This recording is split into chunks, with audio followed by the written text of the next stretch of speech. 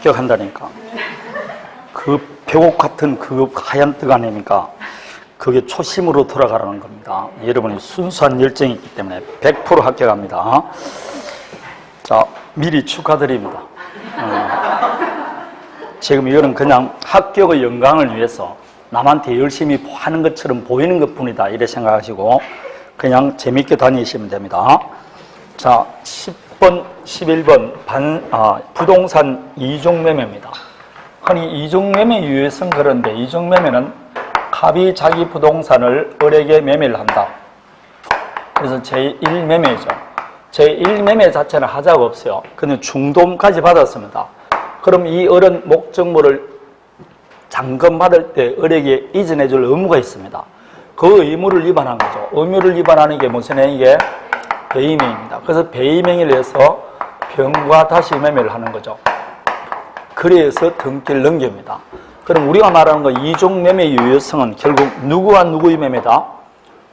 요 두 번째 맺은 요 매매가 유효냐 무효냐 이걸 봅니다. 제1매매는 당연히 유효니까 그걸 흔히 말할 때 이중매매 유효성 여부라 그래요. 그럼 당연히 이중매매는 유효게 무효게? 원칙은 뭐라고? 유효입니다. 설사 갑과 을 사이에 매매 계약이 체결됐다는 것을 병이 알았다 할지라도 뭐라고? 유효입니다. 관계없습니다. 이 계약자의 원칙상 유효입니다. 그러면 병이 소유권을 취득하는 거죠. 그럼 을이 할 수 있는 거는 갑은 분명히 을에게 소유권 이전 등기해줘야 되는데 이제 누가 소유권을 취득함으로써 그럼 이제 갑은 소유권 이전 등기 의무를 이행할 수 있습니까? 없습니까? 이행불능 상태죠. 갑의 기책 사유로 이행불능이 되어 있으니까 채무불능입니다. 채무불능 중에서도 이행불능이죠. 불능이니까 채고할 필요도 없이 계약을 뭐하고 해지하고 손해배상 받는 겁니다. 그런데 요 갑은 채무불행 책임도 지지만 배임행위했죠. 배임행위는 불법행위입니다. 따라하실 때는 불법행위한 모두 청구할 수 있다. 손해배상 청구할 수도 있는 겁니다. 결국 무슨 문제로 가게 돼 있다? 손해배상입니다. 즉 불법행위 묻든지 채무불행 책임 묻든지 둘 중에 하나입니다. 그럴 때 요 경우 을은 지금 을이 갖고 있는 권리는 소유권 이전 등기 청구권이 있습니다. 채권적 청구권이죠. 요 청구권을 지금 갑과 병이 해했으니까 채권자 취소권 행사할 수 있게 없게 사행위 취소할 수 있어 없어요? 무조건 외우라니까 이거는 이제 안 됩니다. 특정 채권을 보존하기 위해서는 안 됩니다. 따라서 이 채권자 취소권 우리 시험에 2번 나오는데 부동산 이중매매는 채권자 취소권 아니다. 그러나 뭐는 된다? 그렇죠. 통장의 표시는 된다. 그렇게 외우는 겁니다. 왜 이런 거 묻지 말고 외우시는 겁니다. 자, 근데 원칙이 있으면 외가 있겠죠. 외적으로 뭐가 된다? 무효가 되는 겁니다. 어떨 때냐? 지금 갑이 배임행위 한다 했죠. 배임행위는 범죄입니다. 그 범죄에 병이 뭘 때? 적극 가담했다. 그럼 이때 되면 제2 매수인도 배임행위의 종범 내지 정범이 되는 겁니다. 그래서 이 경우 무시무시하게 몇 조 위반이다? 103조입니다. 왜냐? 범죄행위를 했으니까. 그래서 103조에 해당돼서 무효가 됩니다. 자, 뭐가 무효라는 겁니까? 이 매매 계약이 무효라는 뜻입니다. 무효는 이행할 필요 있어 없어요? 없죠. 근데 벌써 병에게 이전해 줬잖아요. 그러면 무효니까 이행할 필요 없는데 이행했으니까 도로 돌려달라. 부당이득 반환 청구할 수 있어 없어요? 없습니다. 부당이득은 업무 반환이죠. 결국은 갑은 병에게 더 이상 말소 등기 청구 못합니다. 왜 안 된다고? 103조니까 불법 원인 금액이 되기 때문에 안 됩니다. 이 병도 갑에게 내 대금 돌려달라 할 수 있어 없어요? 부당이득 반환 청구가 안 됩니다. 불법 원인 금액에 해당되기 때문에 아니 됩니다. 따라서 적극 가담하더라도 갑은 스스로 이 등기를 말소해서 을에게 이전해 줄 수 있어 없어요? 없으니까 여전히 이 경우에도 을은 갑에게 무슨 책임을 올 수 있다? 채무불이입니다. 왜냐? 갑은 어차피 을에게 등기해 줄 수 없죠. 적극 가담하더라도 갑은 등기 스스로 말소해서 못 해줘요. 당연히 불법행위 책임을 올 수 있겠죠. 근데 이때는 불법행위는 갑만 했습니까? 병도 했습니까? 따라서 이때는 을은 갑은 물론이고 병에게도 불법행위한 손해배상 청구할 수 있습니다. 배임죄의 정범이니까. 다음에 이렇게 할 수도 있지만 이때 을은 갑에게 소유권 이전 등기해달라는 권리가 있죠. 그 권리를 행사하기 위해서 흔히 말할 때 갑을 뭐해서 대의해서 병 앞으로 된 등기를 뭐하고 말소에서 등기를 회복한 다음에 이전 등기 받을 수 있습니다. 이게 이제 모순되는 거죠. 왜 그러냐? 방금 갑은 스스로 등기 말소 청구할 수 있어 없어요? 없는데 어른 갑을 대의해서 할 수 있지 않습니까? 대의한다는 게 갑의 권리를 행사하는 건데 갑이 그런 권리가 없잖아요. 그래서 이게 이제 불법 원인급여는 당사자 간에는 적용되지만 제3자가 대의 신청할 때는 적용 없다. 이런 뭐 다양한 이 학설이 나오는 겁니다. 그래서 모순되기 때문에 자주 물어본다 그랬어요. 대의해서 말소할 수 있지 절대로 직접 말소하면 돼 안 돼? 어리 갖고 있는 청구는 채권적 청구만이기 때문에 절대로 직접 하면 안 됩니다. 절대로 직접 하면 안 된다. 이 병이 적극 가담하고 난 다음에 정액에 처분했어요. 그런데 이 정은 선입니다. 그럴 때 어리 갑 병을 순차대해서 정액에 말소 청구하면 정은 나는 선의했다. 유효라고 주장할 수 있어 없어요? 없습니다. 무슨 무효다? 절대적 무효입니다. 그래서 정도 보호받을 수 없습니다. 자, 그래서 10번 하나 봅니다. 10번은 적극 가담했다는 말이 나왔죠. 1번 갑과 병 사이의 매매는 무효다. 2번 어른 여진의 갑에게 채무불량을 이유로 손해배상 청구할 수 있다. 3번 어른 갑을 대의하지 않고 직접 말소 청구할 수 있다. 틀렸습니다. 4번 마지막 줄 채권자 취소권 행사할 수 있다. 틀렸죠. 5번 병으로부터 전득한 정이 뭐라도 선이라도 소유권 취득 못한다. 맞습니까? 맞다. 그런 겁니다. 자, 여기 11번은 문제 풀어보시면 됩니다. 11번은 1번이라 되어 있죠. 11번 1번이란다. 11번은 지금 적극 가담이란 말이 없습니다. 그러니까 이거는 적극 가담했느냐 안 했느냐에 따라서 문제가 달라질 수 있는 겁니다. 되겠습니까? 자, 11번에 2번을 보십시오. 병이 갑을 간의 매매계약에 체결됐다는 걸 알고 있었다는 사실만으로 갑을 병 간의 매매가 무효입니까? 아니죠. 단순 확인이 안 된다 그랬습니다. 적극 가담할 때만 무효가 됩니다. 적극 가담. 자, 다음에 5번을 보십시오. 갑, 병 간의 계약이 설사 반사회적 행위로 무효라도 어리 갑에게 직접 이전 등기 청구할 수는 없습니다. 맞습니다. 다음에 12번 불공정 법률행위입니다. 불공정 법률행위는 103조 예시규정이죠. 당사자의 공박, 경솔, 무경으로 인하여 현작의 공전을 이룬 법률행위 무효한다. 따라서 불공정 법률행위 무효가 되기 위해서는 요건이 두 개죠. 첫 번째, 불공정 법률행위 되기 위해서는 객관적으로 급부와 반대급부 사이에 현저한 불균이 있어야 되고, 두 번째, 주관적으로 피해자는 공박, 경솔, 무경 상태에 있어야 되고, 폭리자는 피해자가 이런 상태에 있다는 것을 알고서 이용하려는 회사가 있어야 됩니다. 반드시 악의가 있어야 돼요. 모르고 했을 때는 적용된다 안 된다? 안 됩니다. 그럼 급부와 반대급 사이에 현저한 불균이 있어야 된다. 불공정이라는 주고받으니까 일방만이 급부하는 경우는 적용되게 안 되게, 따라서 정려라든지 기부행 이런 거 경매 등은 적용되지 않는다. 그렇게 말합니다. 주관적 요건으로서 공박, 경솔, 무경했을 때 피해자가 직접 행위하지 않고 대리인을 통해서 했을 때는 공박은 누굴 기준한다? 본인, 경솔, 무경은 대리인을 기준합니다. 이 두 가지 요건을 갖췄다는 입증 책임은 누구한테 있다? 무효를 주장하는 자. 무효를 주장하는 자에게 있습니다. 그러면 불공정 법률행위는 무효니까 이행할 필요 없죠? 이행했다. 부당이득 반환받을 수 있냐? 피해자는 부당이득 반환받을 수 있지만 폭리자는 아니 된다 했습니다. 피해자는 받을 수 있습니다. 자, 불공정 법률행위는 무효의 취인할 수 있어 없어요? 무효의 취인 안 됩니다. 무효의 전환은 되게 안 되게 됩니다. 그 이야기입니다. 별로 어려운 거 없습니다. 자, 12번에 1번을 말고 2번부터 봅니다. 불공정 법률행위가 무효가 되기 위해서는 공박, 경솔, 무경 중 모두 갖춰야 된다. 하나만 있으면 됩니까? 하나만 있으면 되죠. 3번 현작의 공정을 잃었다 해서 곧 공박, 경솔, 무경이 추정되지 않는다. 다음에 폭행에 대한 악의가 없으면 설사 과실이 있더라도 성립하지 않습니다. 반드시 뭐가 있어야 된다? 악의가 있어야 된다. 알고서 이용해야 됩니다. 다음에 5번 대리인을 통일할 때는 경솔, 무경은 대리, 궁박은 본인입니다. 문제는 1번입니다. 불공정한지 아닌지를 언제 때를 기준합니까? 법률 행위시, 계약이면 계약 체결시죠. 따라서 계약 체결 당시 기준으로 불공정하지 않았다면 사후 외부적 환경이 급격한 변화에 따라 당사자 일방이 큰 손실을 발생할 수 있는 그런 구조인 계약이라 할지라도 불공정이 정되지 않습니다. 언제 때를 기준하면 된다고?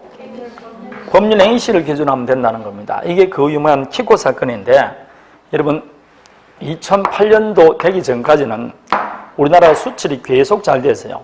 계속 전 세계가 2차 대전 일어나는 이후부터 처음으로 전 세계가 호황을 누렸어요. 그 호황이 다 거품이었던 거죠. 호황을 누렸습니다. 그래서 수출이 잘 되니까 보통 1달러에 우리가 1200원 이렇게 하던 게 이때 보면 1달러 어디까지 가면 800원까지 떨어졌어요. 우리나라 돈 가치가 높아질게 낮아질게? 높아지죠. 옛날에는 1200원 줘야 1달러 준대 지금은 800만 줘도 1달러 준대. 그러니까 이때는 해외여행 갔게 안 갔게? 엄청나게 해외여행을 간 거죠. 그래서 동남아 가면 1달러와 1000원짜리 중에 어느 걸 더 좋아했다고? 1000원짜리를 더 선호한 때가 있었어요. 그래서 전부 다 한국 현금을 가져갔다니까. 그래서 일본 사람 우리나라 여행 오기가 뭐라고? 힘들었다니까. 그래서 우리나라 일본도 여행 가고 막 전세 여행도 다 갔다니까. 그럼 이때 제일 죽어나가는 게 누가 죽어나가는 겁니까?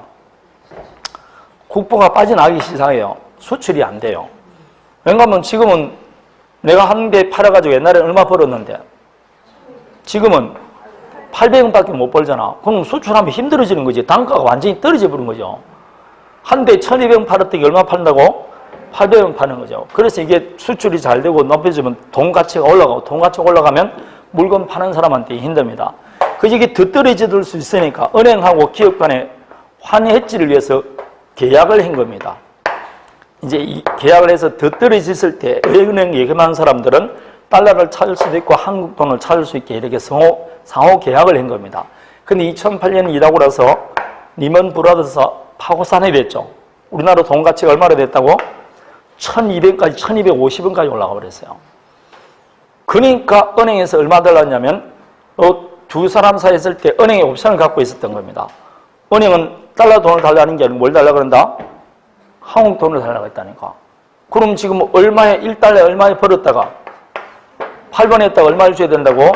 1200원 주게 되는 거죠. 그러면 기업이 죽는 거죠. 그래서 이 은행권에서 수익이 한 2조에서 3조 원 사이에 챙겼어요. 그래서 이걸 갖고 이제 소송을 제기한 겁니다. 이게 불공정행위다 이렇게 된 겁니다. 그래서 판례가 말하기를 요 계약 체결 당시 불공정했다 안 했다? 둘 다 옵션을 다 가지고 있으니까 불공정행위라는 겁니다. 물론 나중에 이런 급격한 사정 변경이 있으면 한쪽이 유리할 수도 있다. 그러나 그거는 나중 문제고 계약을 체결할 때 뭐가 아니었으니까 불공정이 아니었으니까 불공정이가 아니다 나온 그 유명한 판결입니다. 그래서 1번 아주 시사적이니까 외우시기 바랍니다. 불공정이 아닙니다. 다음에 13번은 1번을 보면 궁박은 경제적 뿐만 아니라 정신적, 신체적인 것도 포함한다. 3번 무경험은 생활체험 부족을 의미하는 것으로 거래 일반에 대한 경험 부족이 아니라 특정 영역에서의 경험 부족이다. 거꾸로 되어 있죠. 특정 영역이 아니고 그냥 거래 일반 경험 부족을 말합니다. 4번 토지 매매가 불공정 무효면 절대적 무효죠. 전득한 자는 선이라도 보호받지 못합니다. 5번 불공정이 무효는 무효의 추이는 안 되죠. 그러나 무효의 전환은 정될 수 있다. 이렇게 말합니다. 무효의 전환은 인정됩니다. 자, 다음에 14번에 4번을 보십시오. 계약이 불공정 법률행위에 해당하여 무효라도 부재소 합의는 유효다. 틀렸습니다. 보통 불공정 법률행위 할 때 폭리자는 계약에 특약을 합니다. 어떻게 특약할까요? 사후 계약 매매 대금에 불만이 있더라도 이를 이유로 소를 제기하지 못한다. 소 제기 못한다는 부재소 합의를 합니다. 그럼 그 특약대로 소 제기 못합니까? 아니죠. 104조는 강행부증이니까 부재소 합의 자체가 무효입니다. 그 이야기입니다. 그래서 부재수 합의 자체는 무효다. 다음에 5번 반사회적 행위. 법률행위 내용은 반사회적 행위지 아니지만 조건이 붙어서 반사회적 행위 되면 그것도 뭐라고? 무효입니다. 정력이약은 반사회적 행위가 아니죠. 그러나 첩계약을 조건으로 붙이면 반사회적 행위로 무효가 됩니다. 조건이 불법행위 되면 그 법률행위도 무효가 되는 겁니다. 자, 여기까지 중요한 것은 103조와 104조입니다. 그 두 개의 위주를 보시면 됩니다. 자, 이제 의사표시 본격적으로 들어야 되는데, 들어가기 전에 법률행위 해석이 있습니다. 자, 그럼 여기서 이제 마지막 한번 봅니다. 법률행위를 해석한다는 건 결국 뭘 해석하는 겁니까? 네, 의사표시를 해석하는 겁니다. 여러분, 법률행위를 해석한다는 것은 행위 당사자가 그 법률행위를 통해서 뭘 원하는지, 그 효과가 뭔지, 법률 효과를 뭘 바라는지 그걸 지금 우리가 해석하는 겁니다. 그래서 법률행위를 해석한다는 것은 결국 당사자 목적이고, 목적은 의사표시 내용이에요. 그래서 목적을 확인하는 게 결국 의사표시 내용을 확인하는 겁니다. 근데 이 의사표시는 두 개의 단어가 합쳐졌죠. 의사표시. 요때 의사는 앞에 있는 게 무슨 의사? 효과의사. 요 뒤에 있는 게 표시행위입니다. 그래서 어떤 권리를 취득, 변경, 소멸하고 싶다는 어떤 법률 효과를 바라는 내 의사를 외부에 표시하는 행위가 의사표시입니다. 그런데 이 의사에는 두 가지가 있죠. 표시 이상의 효과사와 내심적 효과사가 있습니다. 자, 이제 마지막 버스 택시 정류장 그림이다. 택시 정류장에서 갑이 손을 들고 있어요. 자, 왜 들고 있냐? 예컨대 택시를 탈 의사가 있어요. 이 택시 탈 의사를 외부에 만다 표시하는, 이게 뭐라고? 손을 번쩍 드는 겁니다. 그러면 항상 표의자는 어디부터 출발해서? 의사에서 출발해서 표시행위를 하는 겁니다. 맞습니까? 그렇지만 상대방은 뭘 보면 알 수 있습니까?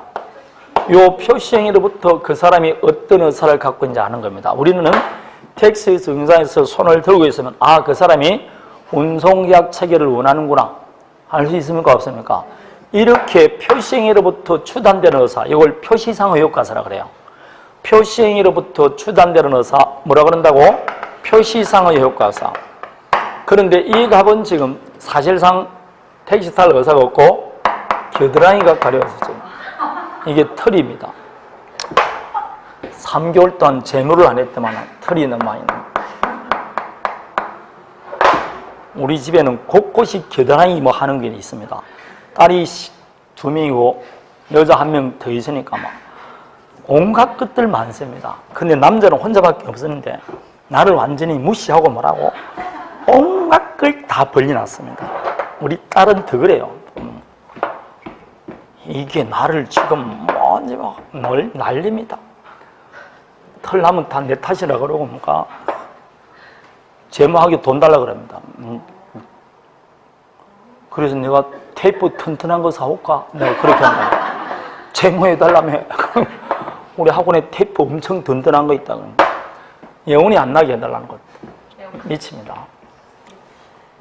이상하죠? 그런 거는 또 아빠 탓하고 별로 안 좋아합니다. 그런 거. 털이 가려. 지금 택시 탈 의사가 있어 없어요? 그럼 지금 외부의 표시는 뭐라고? 의사는 아니죠. 요 표의자가 갖고 있는 내심의 의사가 있어요. 이걸 내심적 효과사라 그래요. 이렇게 효과사는 표시상의 효과사와 뭐가 있다? 내심적 효과사가 있어요. 그럼 우리가 의사 표시할 때 이 의사는 뭘 말한다? 표시상의 효과사를 말합니다. 따라서 우리는 여러분 법률행위를 해석한다는 것은 그 표시행위로부터 추단되는 의사가 뭔지 그걸 해석하는 거라고. 이해되겠습니까? 따라서 택시 정류장에서 손을 들고 있으면 우리는 뭐라고 해석해야 됩니까? 택시를 타겠다고 해석해야 되지. 처음부터 택시 탈 의사가 없다고 해석하는 것은 해석의 한계를 벗어나는 거예요. 그럼 갑의 입장에서는 내 의사와 표시가 다르죠? 그럼 나중에 일단 택시를 타겠다는 의사를 표시한 것으로 하고 갑이 나중에 착오를 이유로 취소해야 되지. 처음부터 택시 탈 의사가 없다. 이렇게 해석하면 안 된다는 겁니다. 그는 해석의 한계를 벗어나게 되는 겁니다. 이해되겠습니까? 그는 해석의 한계를 벗어납니다. 그래서 우리가 말하는 의사했을 때는 효과사, 의사 표시했을 때 이때 의사는 표시상의 효과사이지 내심적 효과사가 아닙니다. 단, 갑이 지금 플랜카드를 들고 있어요. 저 거드라니가 가려워요. 그럼 택시를 타겠다고 의사하고 해석하면 돼, 안 돼? 아니죠. 왜냐하면 표의자의 진위를 상대방이 알아 몰라요. 그래, 항상 표의자의 진위, 내심적 의사를 상대방이 아는 경우에는 무조건 뭐대로 해석해줘야 된다고? 진위대로 해석해줘야 됩니다. 아는 경우는 무조건 진위대로 해석해줘야 됩니다. 되겠습니까? 이때는 규범적 해석이 적용이 안 돼요. 따라서 갑이 지금 자기 의사는 960에 매각할 의사가 있었어요. 근데 편지에 쓰면서 690이라 표시했어요. 그럼 우리는 뭐라고 해석해야 됩니까? 690에 매각할 의사가 있다고 봐야 되겠죠. 그래서 오케이 가라면 얼마에 매매해야 된다고? 690의 매매 계약이 체결된 거로 보는 겁니다. 나중에 갑은 표시상의 착오로 이 계약을 취소하면 되겠죠. 그건 나중 취소해야 되지. 처음부터 나는 690이 아니었다 그러면 안 된다니까. 단 이 경우 갑이 나에게 960에 매각한다는 사실을 상대방도 알고 있어요. 그럼 얼마에 그래야 된다고? 960으로 했어야 돼. 690이라고 생각하면 안 됩니다. 표의자의 진위를 아는 무조건 진위대로 해서 했습니다. 자, 이게 우리가 의사표시를 해석한다는 겁니다. 그래서 나오는 게 이 두 개를 해석하기 때문에 어느 걸 강조할 거냐에 따라서 의사표시의 해석 방법이 몇 가지가 있다고? 세 가지. 근데 실제로 세 가지인데 보충적 해석은 자연적 해석과 규범적 해석을 통해서 법률행위가 일단 성립한 다음에 보충적으로 해석해 주는 겁니다. 만일 자연적과 규범적 해석을 통해서 성립하지 않은 보충 해석은 성립될 여지가 없는 겁니다. 그래서 실제로는 여러분 말은 두 가지가 맞기는 맞아요. 자연적 해석, 규범적 해석, 보충적 해석입니다. 그럼 자연적 해석은 누구의 시각에서? 표의자의 시각에서. 뭘 중시하는 겁니까? 진위죠. 요거는 누구 입장에서? 상대방 시각에서 무슨 행위? 표시 행위를 중시하는 거죠. 그래서 이 자연적 해석이면 그 표시 행위는 중요시 여긴다, 안 여긴다? 안 여기죠. 그래서 표시 행위인 문자적, 언어적 의미에 구속되지 않고 표의자의 뭘 밝히는 거다? 내심적 의사 진위를 밝히는 것. 그걸 자연적 해석이라고 그래요.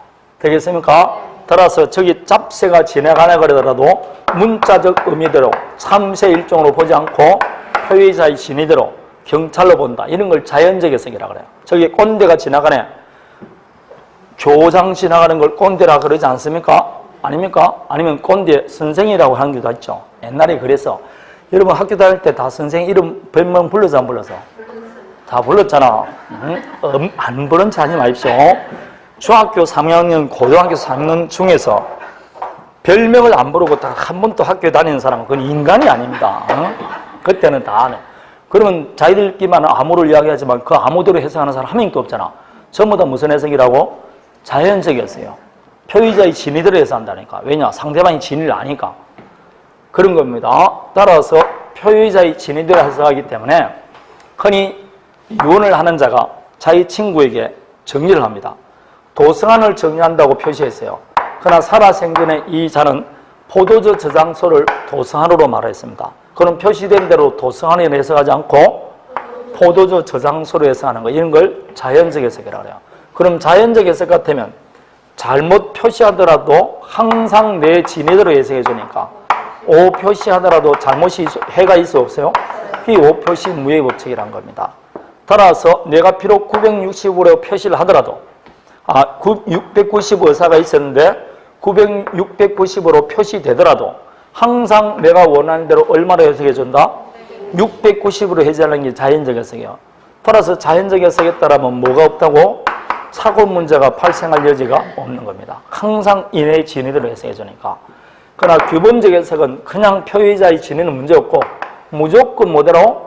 표시된 대로 상대방 시각에서 그 표시행위가 가지고 있는 객관적 의미를 밝히는 겁니다. 자, 그래서 이 경우는 상대방 입장에서 해석하니까 상대방 없는 단독행위는 적용될 여지가 있어 없어요? 없죠. 다음에 규범적 해석은 절대로 적용한다는 게 표의자의 진위를 상대방이 아는 경우는 규범적 해석하면 돼, 안 돼? 그럴 때는 뭐대로 해줘야 된다고? 진위대로. 이때는 자연적 해석만 적용되는 겁니다.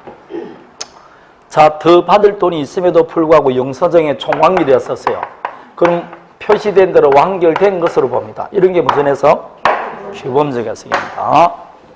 자, 여기서는 너무 어렵게 공부하지 말고 제가 의의만 잘 기억하라고 그랬습니다. 자, 5번을 먼저 봅니다. 해석은 자연적, 규범적, 보충적 해석이 있다. 상대방 없는 단독행위는 규범적 해석이 없죠. 자연적 해석만 적용됩니다. 왜냐? 상대방이 없으니까. 표의자 입장만 해석하는 겁니다. 규범적 해석은 상대방 시각에 따라, 표시행에 따라 성립을 인정한다. 맞죠? 다음에 보충적 해석은 법률행위 내용에 틈이 있는 경우 이를 해석을 해서 보충한다. 이 말은 무슨 뜻이냐면 당사자가 자연적 규범적 해석을 통해서 법률행위가 유효하게 성립했는데 그 법률행위 중에서 당사자가 미처 예상치 못하고 빠뜨린 것이 있을 때, 틈이 있을 때, 간격이 있을 때 그걸 누가 제3자 입장에서 보충해 주는 것을 보충적 해석이라고 합니다. 틈이 있다고 되어 있죠. 빠뜨린 것이 있을 때 이 말입니다. 그걸 메워주는 걸 보충적 해석이라고 합니다. 따라서 보충적 해석은 당사자가 있고 제3자가 있어야 되니까 특히 어디에 적용된다? 계약에서. 그래서 5번이 틀린 겁니다. 계약에서 주로 적용되는 이론입니다. 다음에 17번에 1번을 보면 법률행위는 해석은 법률행위 문제이지 사실 문제를 안 봅니다. 따라서 잘못 해석하면 대법원에 상고할 수 있다. 이렇게 말하는 겁니다. 사실 문제가 되면 대법원에 상고할 수 있어 없어요? 없습니다. 다음에 2번 의사표시 해석에 있어서 당사자의 진정한 의사를 알죠? 알면 뭐 해야 된다고? 그렇죠. 진위, 표의자가 갖고 있던 내심적 효과사입니다. 그걸 가지고 해석해야 됩니다. 그러나 진정한 의사를 알 수 없죠? 그럼 내심적 의사가 아니고 뭐라고? 아니, 내가 이 의사라는 것은 내심적 효과사와 표시상 효과사가 있다 했잖아. 진위를 모르면 표시상의 효과사라니까. 내심적 효과사가 아니고 표시상의 효과입니다. 표시상의 효과사란 표시행위로부터 추단된 의사. 그게 의사표시 요소가 됩니다. 따라서 2번이 틀린 겁니다. 잘못하면 이건 당사자의 진정한 의사를 알 수 없다면 돼 있잖아. 없는데 그 사람이 겨드랑이가 가려운지 그랬는지 어떻게 알아 우리가 지금. 그냥 표시된 대로 택시 타겠다 이렇게 해석해야 되지. 다음에 4번입니다. 규범적 해석은 상대방 시각. 5번은 자연적 해석이란 표현의 문자적 언어적 의미에 구속되지 않고 표의자의 진위를 밝힌 것이다. 맞습니까? 맞습니다. 다음에 18번에 2번을 봅니다. 당사자 모두 X 토지 매매하기로 합의했죠? 근데 지분의 차후를 껴서 Y 토지를 표시했으면 Y 토지 표시된 대로 해서 합니까? 아니죠. 두 사람 의사가 합치했잖아. 그러니까 당연히 X 토지에 대한 매매 계약이 성립된 거로 봐야 되지. 그럼 표시는 지금 Y 토지를 잘못 표시했죠? 그렇지만 원하는 대로 X 토지 매매가 체결된 것으로 해서 합니다. 이게 오표시 무효법칙입니다. 다음에 매매계약서상 계약상에 대한 이의가 생겼을 때는 매도인의 해석에 따른다는 조항입니다. 그러더라도 법원은 매도인의 해석에 따라야 됩니까? 아니죠. 그런 게 구여 없이 법원은 자유롭게 해석할 수 있습니다. 다음에 5번, 그게 4번과 5번을 보기 위해서는 15번하고 관계가 있습니다. 법률의 해석은 해석 방법이고 해석 기준은 어떻게 되느냐 이 문제입니다. 해석 기준에 관해서는 우리 민법에 따로 규정되어 있지 않고 다만 우리 민법은 사실행 관습과 임의법규만 규정되어 있습니다. 그러나 현재 통설은 해석 기준은 제가 뭐로 따른다 했죠? 목사 인신순에 따른다고 했습니다. 간단하게 오래 그랬잖아. 법률의 해석은 무슨 기준에 따른다고? 이 순서에 따라 해석한다고. 제일 먼저 뭘 기준에 따른다? 당사자의 목적이 뭔지 이걸 해석 기준을 먼저 삼아야 됩니다. 그게 잘 모르겠다. 그럼 뭐라고? 사실은 관습에 따르고 그 사실은 관습도 없으면 뭐라고? 임의법규. 임의법규 가지고 없으면 신의성실 조리의 원칙에 따라 해석하라 이러지 않습니까? 제일 먼저 뭘 해야 된다고? 당사자 목적을 가장 먼저 해석 기준에 삼아야 돼요. 그걸 모른다. 그럼 뭐라고? 사실행 관습입니다. 그것도 없으면 뭐라고? 임의법규. 그러면 사실행 관습과 임의법규 중에 어느 게 먼저 해석 기준이 됩니까? 그런 겁니다. 그래서 예컨대입니까? 이 고장의 갑과을 사이에 상가 매매 계약을 했어요. 상가 임대차를 했습니다. 차임을 한 달에 150만 원 주기로 했어요. 근데 차임 150만 원 지급한다고 했지 언제 지급할지 약정을 안 했어요. 그럼 언제 지급할지 약정을 안 했으면 우리 민법에는 차임을 언제 지급하라 되어 있습니까? 매월 말 지급하라 되어 있어요. 이 규정은 강행 규정이다, 임의 규정이다? 분명히 임의 규정이라 했습니다. 자, 그런데 분쟁이 생겼습니다. 언제 지급할 거냐? 갑은 매월 갑은 매월 초 달라고 하고 을은 매월 말 달라고 하다. 차임 지급 시 약정 안 했으니까 분쟁이 생길 것 아닙니까? 그럼 법원에서 해결을 해줘야 되겠죠. 만일 여러분 양 당사자 사이에 5일날 지급한다고 약정했으면 언제 지급하라 그러게? 왜냐? 당사자가 언제 5일날 지급하기로 지금 약정을 했잖아. 이걸 가장 먼저 해석 기준에 삼아야 된다 이 말입니다. 당사자 목적이 있을 때는 갑은 언제 취득하는 게 차임 취득하는 게 목적이고 며칠날? 5일 취득하는 게 목적이니까 이렇게 당사자 의사가 있으면 그 의사에 따르는 겁니다. 목적을 먼저 해석 기준에 삼아야 된다는 겁니다. 지금 제가 이렇게 만든 건 제가 만든 이론인데 이게 하고 딱 맞진 않아요. 근데 이해하기는 굉장히 쉽다 이 말입니다. 근데 이런 목적이 없어요. 없으면 뭐에 따르냐? 이 고장에는 해방 이후부터 지금까지 관습상 상가는 15일 날 취급하는 게 현 관습이에요. 그런데 민법에는 뭐가 되어 있다고? 매월 말. 그럴 때는 법관은 며칠 날 취급하라 그런다? 15일이라 그럽니다. 왜냐? 임의법규와 사실임 관습이 다를 때는 뭘 먼저 정해라? 사실임 관습을 먼저 정하라 이렇게 되는 겁니다. 근데 이런 사실임 관습마저도 없다. 그러면 며칠 날 취급하라 그러게? 매월 말 그럽니다. 근데 법조문에도 없다. 그럼 법관이 법조문도 없는데 나는 판단을 못해. 너네들 알아가서 해라. 그럼 돼 안 돼? 법관은 재판을 회피할 수 없습니다. 그럼 뭐 해야 된다? 건전한 상식에 따라 판단해야 된다. 이런 기준에 따른다 이 말입니다. 되겠습니까? 사실임 관습은 뭐에 우선한다고? 임의법규. 그러나 강행법규에 우선하면 돼 안 돼? 안 됩니다. 강행법규에 우선하는 게 아니고 임의법규에 우선하는 겁니다. 여기서 이제 사실임 관습과 여러분 관습법이라는 게 있어요. 어떤 차이가 있냐면 여러분 오랫동안 내려오는 관행을 우리는 관습이라고 그래요. 오랫동안 지켜주는 관행을 뭐라고? 관습이라는데 이 관습이 너무나 오랫동안 지속되다 보면 사람들은 어떻게 생각하냐면 법조문도 없는데 이 관행습을 법이라고 생각될 정도의 확신을 갖게 됩니다. 이렇게 확신을 갖게 되면 그때부터는 그 관습은 뭐로 바뀐다? 그냥 법이 되어버립니다. 그게 관습법입니다. 그래서 분묘기지권, 관습법이지 않습니까? 분묘기지란 법조문이 없어. 그래도 너무나 오랫동안 지키다 보니까 관습법으로 인정됩니다. 근데 사실 관습은 관습인데 아직 법이라고 될 정도의 확신성에 이르지 않는 걸 뭐라 그런다? 사실임 관습이라고 합니다. 따라서 사실임 관습과 관습법의 차이점은 법적 확신이 있느냐 없느냐에 따라 나눠집니다. 법적 확신에 이르면 뭐라고? 관습법. 아직 그 정도에 이르지 않으면 사실임 관습입니다. 그럼 관습법은 법이기 아니게? 법입니다. 이건 완전히 법입니다. 똑같은 법이라고 봐요. 여러분 관습 헌법이라고 들어봤습니까?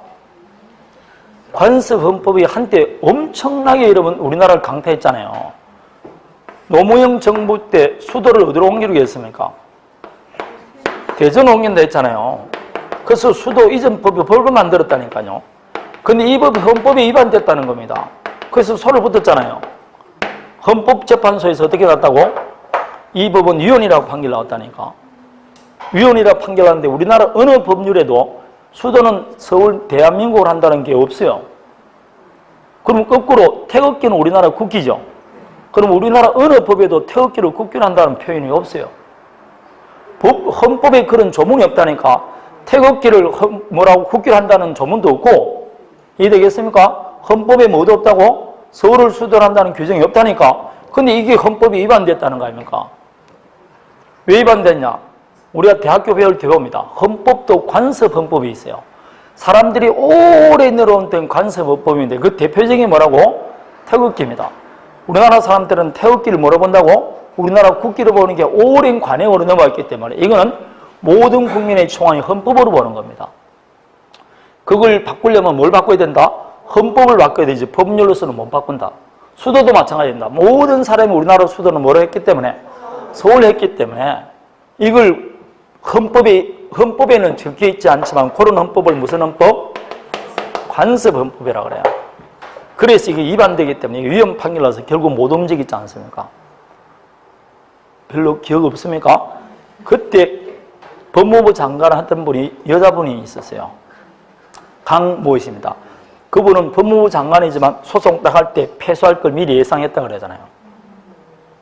왜냐? 이거 대학교 갈 때 제일 먼저 배우거든. 헌법 앞에 보면 뭐라고? 관습법이라는 걸 배우고 그 관습법 중에 대표적인 게 뭐라고? 태극기, 국가, 수도 이런 게 나온다니까. 그러니까 뭐 대학교 나온 사람 대부분 알 수 있는 거죠. 그래서 강신대장 선생님이 있지 않습니까? 그분이 그래 법무부 장관이었어요. 그때 당시 법무부 장관. 근데 위헌이라는 걸 미리 예상했다고 그러지 않습니까? 그래서 이거 안 된 겁니다. 위헌 판결. 이걸 관습헌법이라 그래요. 이거는 관습법입니다. 여러분 법은 여러분 일반인이 알 수 있어 없어요? 법은 우리가 잘 모릅니다. 따라서 법은 누가 조사한다? 법원에서 직권 조사합니다. 그러나 사실은 관습은 법관이 사실은 관습을 다 할 수는 없으니까 이거는 당사자가 뭐라도 주장 입증해야 됩니다. 이거 이렇게 틀려집니다. 목사 임신 사인습과 사실인 관습은 법적 확신 여부 그렇습니다. 자, 15번입니다. 그래서 1번 사실인 관습은 강행 규정에 위반하지 않아야 된다. 2번 사실인 관습은 임의법규에 우선해서 해석 표준이 된다. 3번 사실인 관습은 관습법과는 다르게 법적 확신에 의해서 지지될 필요는 없다. 다음에 4번 당사자 특약으로 사실인 관습을 배제할 수 없다. 없기는 뭐 없어요. 방금 말할 때 차임 취급할 때 이 지방 관행은 15일날 취급하지만 당사자에서 15일날이 아니고 5일날 취급하기로 할 수 있어 없어요. 우리는 사실인 관습에 따르지 않고 민법에 따른다 할 수도 있습니다. 따라서 이거는 틀렸습니다. 다음에 당사자 사실인 관습은 당사자 의사가 명확하지 않아야 해석 기준이 된다. 방금 말했죠? 우리는 사실인 관습에 따르지 않겠다 그러면 적용되지 않습니다. 당사자 의사가 명확하지 않을 때 해석 기준이 되는 겁니다. 따라서 18번에 4번 보십시오. 당사자 의사가 명확한 경우에도 사실인 관습이 우선해서 내용 확정 기준이 된다. 그럼 돼? 안 돼? 안 되지 않습니다. 방금 말했죠? 사실인 관습은 당사자 의사가 명확하지 않을 때 해석 기준이 됩니다. 다음에 관습법은 법령으로서의 효력은 단순한 관행으로서 법률의 당사자 의사를 보충하며 그친다. 지금 여러분 관습법은 법령으로서의 효력이 없는 그럼 틀립니다. 관습법도 법이 아니에요. 법이라니까 관습법도 법입니다. 그러면 참 내가 여기 했잖아 지금. 관습법은 법적 확신이고 헌법도 이야기했잖아. 관습법. 헌법에 위반되면 돼 안 돼? 거기 법이라니까 법. 아직 그 정도 이르지 않고 해석 기준이 되는 게 뭐라고? 사실인 관습입니다. 그러니 지금 이 사실인 관습을 말하죠. 사실인 관습은 법령으로서의 효력이 없는 단순한 관행으로서 당사자 의사를 보충하는 데 그친다. 그러면 맞겠죠. 그건 사실인 관습을 말하는 겁니다.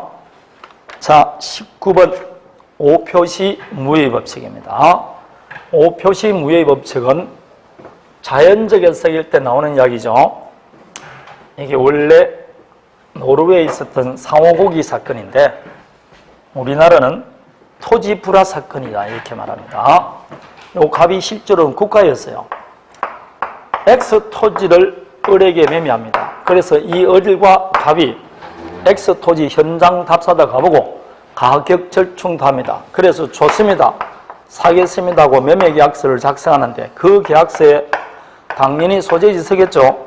그 소재지에 30번지를 쳤는데 실제로는 30번지는 갑이 갖고 있는 Y 토지가 30번지고 X 토지는 31번지입니다. 둘 다 치번의 차원을 일으키는 거죠. 그래서 등기를 무슨 토지 해주고 Y 등기 해주고 점유는 무슨 토지하게? X 토지를 점유합니다. 점유는 X 토지 해주면서 번지는 뭘 해줬다고? Y 토지 해준 거죠. 국가가 토지를 불화하는 가운데 번지수를 잘못해서 불화해 준 겁니다. 세 가지가 문제되죠. 첫 번째, 계약은 성립했느냐 했으면 무슨 토지냐 이 말이죠. 무슨 토지 성립했게? 두 사람 의사가 합치됐으니까 당연히 X 토지에 대한 유효한 매매 계약이 체결된 것으로 봅니다. 따라서 Y 토지를 매매 계약이 성립했어 안 했어? 안 했죠. 그러면 X 토지에 대해서 매매했으면 계약서도 X 토지에 대해서 썼는데 무슨 토지 썼습니까? Y 토지 썼잖아. 무슨 토지? O 표시되어 있다고. 그래도 원하는 대로 X 토지에 대한 계약이 해설되어 있으니까 잘못 표시됐지만 해가 없다. O 표시 무효 법칙입니다. 따라서 원하는 대로 거래가 되기 때문에 착오 문제는 발생한다 안 한다? 시험에 나오면 항상 이거는 문항으로 나올 거 아닙니까? 착오 문제가 없는 겁니다. 그러면 Y 토지 등기는 유효다 무효다? 지금 X 토지 매매 계약 한 적이 없으니까 Y 토지 등기는 무효예요. 그래서 결론은 두 사람 사이 X 토지에 대한 유효한 매매 계약이 성립했죠?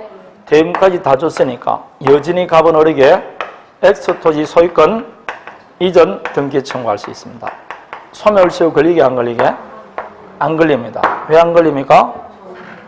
예, 매수인이 인도받아 점유하고 있으니까. 그러나 을앞으로 되어 있는 Y 토지 등기는 무효 등기죠. 그러니까 당연히 값은 을에게 Y 토지 등기 말소 청구하는 겁니다. 그런데 을이 다시 병에게 처분했다. 병은 소유권 취득한다 못한다? 등기의 공신이 없기 때문에 소유권 취득 못합니다. 이 O 표시 무효 법칙입니다. 자, 그래서 1번 갑을 간에는 X 토지에 대한 매매 계약이 존재합니다. 2번 을은 여전히 갑에게 X 토지 소유권 청구할 수 있고 3번 취소, 착오 문제가 없습니다. 착오 취소할 수 있다 그러면 틀려요. 다음에 4번 갑은 을에게 Y 토지 말소 청구할 수 있다. 5번 병이 선의로 격려받더라도 소유권 취득할 수 없습니다. 선의라도 아니 됩니다. 자, 이런 문제로 오니까 항상 뒤에 제3자가 나타나게 안 나타나게? 항상 나타납니다. 그럴 때 선의 제3자냐 아니냐 그 번호 보지 않습니까? 자, 여기까지가 해석. 이제 판례를 봅니다. 20번은 전부 다 판례입니다. 경매 목적 부동산 소유권은 제가 명의 신탁할 때 했죠. 경매는 누구 자금 대금 가지고 경락받던 무조건 그 명인이 소유권을 취득한다 했습니다. 무조건 명인, 낙찰인이 소유권을 취득합니다. 그래서 부동산 소유권은 실질적 부담자가 누구인지와 관계없이 명인이 취득합니다. 다음에 2번은 영수증 총완결화 되어 있죠. 그럼 완결된 것으로 해석합니다. 설사 더 받을 돈이 있더라도 탕감한 것으로 봅니다. 3번, 이게 우리 시험에 자주 나오죠. 행위자가 타인 이름으로 법률행위를 하면 그 행위 당사자는 누구냐? 자, 갑이 자동차를 매수하러 왔어요. 그럼 이 사람 매도인입니다. 매매계약이라는 행위를 누가 하고 있다고 지금? 갑이에요. 근데 자기 이름을 하지 않고 병 명의로 합니다. 그럼 이 매매의 당사자는 갑이냐 병이냐 이 문제죠. 행위자와 상대방 의사가 뭐하면 일치하면 일치한 대로. 근데 행위자와 상대방 의사가 일치 안 할 때는 누가? 그렇죠. 상대방이 합리적인 사람이라면 누굴 당사자를 할 것이냐에 따라 결정을 하는 겁니다. 누가 결정한다? 상대방. 상대방이 확정합니다. 다음에 4번 모든 권리금을 인정함이라고 기재했어요. 여러분 임대차 계약서에 임대인이 모든 권리금을 인정하며 떼서 임대인이 권리금 주겠다는 겁니까? 아니죠. 임차권을 승계한 자로부터 권리금 받는 걸 내가 용인하겠다는 뜻이지 임대인이 권리금 주겠다는 뜻은 아닙니다. 다음에 계약의 상대방이 대리인을 통하여 본인과 사이의 계약을 체결하는 의사가 일치했죠? 그러면 일치하면 일치한 대로 갑니다. 항상 상대방 의사와 일치하면 일치한 대로 해석이 됩니다. 자, 봅니다. 이제 사전 작업을 들어갑니다. 갑이 지금 아파트 매매하는 사람입니다. 매도인입니다. 자, 그런데 직접 매매하지 않고 대리인을 통해서 매매합니다. 그럼 이 사람이 매수인이에요. 자, 물어봅니다. 지금 대리인을 통해서 매매를 합니다. 매도인은 갑입니까? 을입니까? 응? 매도인은 갑입니까? 을입니까? 이렇게 하면 을이란 분이 있는데 내가 위에 뭐라고 써놨다고? 매도인이라고 써놨어요. 그러면서 제가 갑은, 자, 매도인은 갑입니까? 을입니까? 그러면 그럽니다. 나를 무시해도 이렇게 무시할 수가 있냐고. 이 밥판관에 뭐까지 써놨다고? 매도인 써놨어. 다시 물어봅니다. 매도인은 누굽니까? 매수인은? 병 써놨잖아. 그럼 매매 당사자는 누굽니까? 갑이라고. 매도인은 갑이라니까. 그래서 계약세 매도인란에 누구 씁니까? 매도인은 갑이라 쓴다니까요. 나는 그 사람이 단수나 뭐밖에 안 된다? 대리인밖에 안 쓴다고. 본인 이름으로 한다 그랬잖아. 그러니까 그 효과가 누구한테 간다고? 본인한테 가지. 매도인이 갑이라 했으니까 효과가 본인한테 가는 거지. 이해되겠습니까? 행위는 누구 하지만 그 당사자는 뭐라고? 갑과 병이에요. 당사자는. 되겠습니까? 그러면 갑이 본인입니다. 본인 을이 갑을 통하여 부동산을 매각할 의사가 있고 상대방 병도 대리인 을을 통해서 부동산을 매수할 의사가 있어요. 그럼 매매 당사자는 누굽니까?